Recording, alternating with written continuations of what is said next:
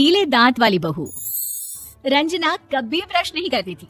उसे कितनी बार उसके माँ बाप ने डांटा, लेकिन उसका कोई असर उस पर होता ही नहीं था, जिस कारण से उसके दांत पीले पीले हो जाते हैं।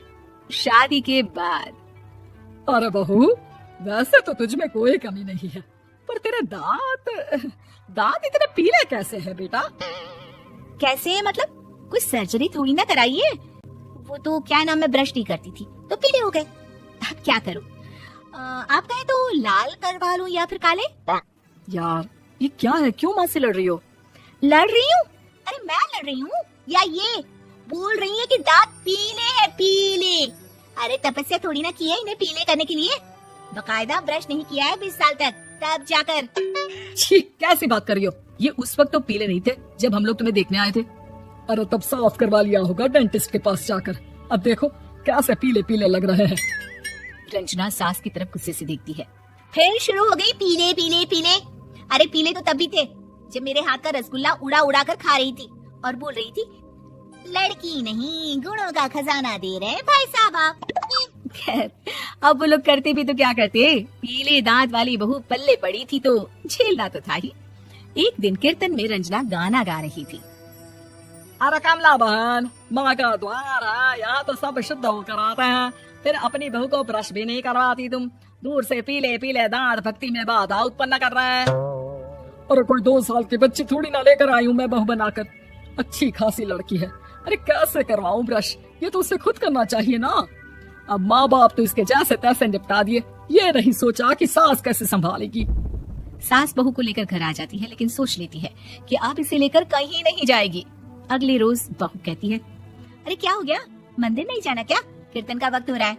मेरी मधुर वाणी से कान्हा जी जागते हैं और सोते हैं। आप तो जानती है ना उनकी भक्ति में कितना मन लगता है मेरा। वो क्या है ना, तबीयत ठीक नहीं लग रही है मेरी, आराम करूंगी मैं। तबीयत ठीक नहीं लग रही?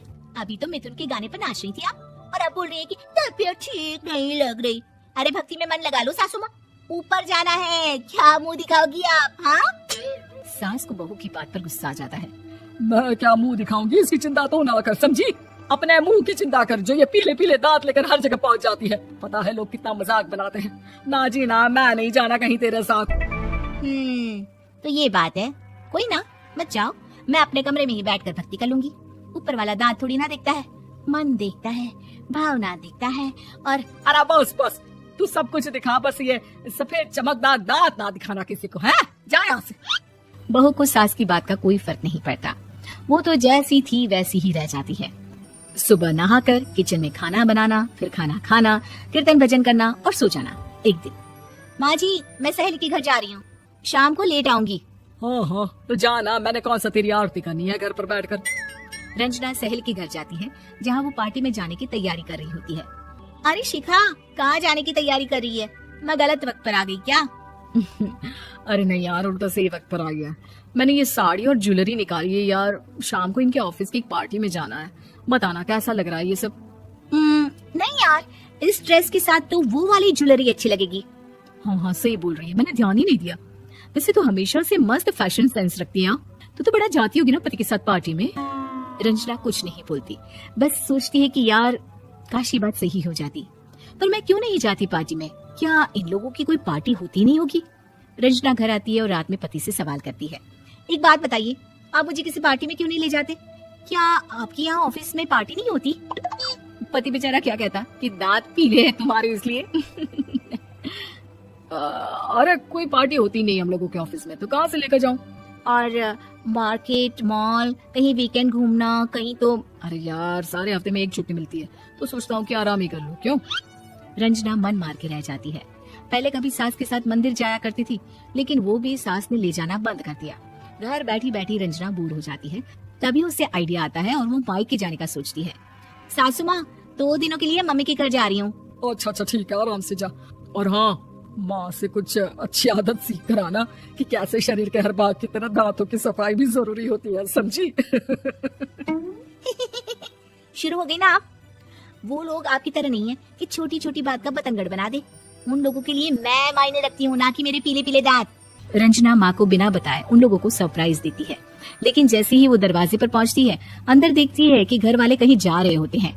अब माँ, काश रंजना दीदी के दांतों वाली प्रॉब्लम नहीं होती, तो वो भी हम लोगों के साथ चलती ना बुआ जी की बेटी की शादी में। हाँ बेटा, लेकिन अब उसे कौन समझाए कि उसको उसके पीले दांत नहीं दिखते, लेकिन उसके आसपास के लोगों को कितना एम्बैरेसिंग फील कराते हैं। मुझे तो कितनी बार उसके स्कूल की टीचर ने शिकायत की कि उसके साथ कोई लड़की बैठना भी नहीं चाहती, और ना ही कॉलेज में कोई उससे बात करना चाहता था। लेकिन पता नहीं क्यों उसे ये बात समझ में ही नहीं आती। कोई कमी नहीं है उस लड़की में, बस यही कि दांत पीले हैं। वो तो भला हो जीजा जी और उनकी माँ का, जो दीदी को जैसी है वैसे ही रखा हुआ है। रंजना को अपने घर वालों की बात सुनकर बहुत दुख होता है।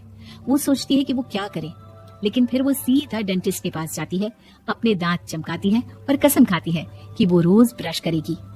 और क्या हो गया, तुम तो 2 दिनों के लिए गई थी ना, पर कोई ना, अच्छा है, चलो आ गई तो। रंजना सास के सामने आकर खड़ी हो जाती है और पूरी स्माइल करती है, उसके चमकदार दांतों को दिखाती हुई। चले मंदिर। माँ मुझे माफ कर दीजिए, मैंने आप लोगों को बहुत एम्बैरेसिंग फील करवाया। मैं आज से रोज ब्रश करूंगी।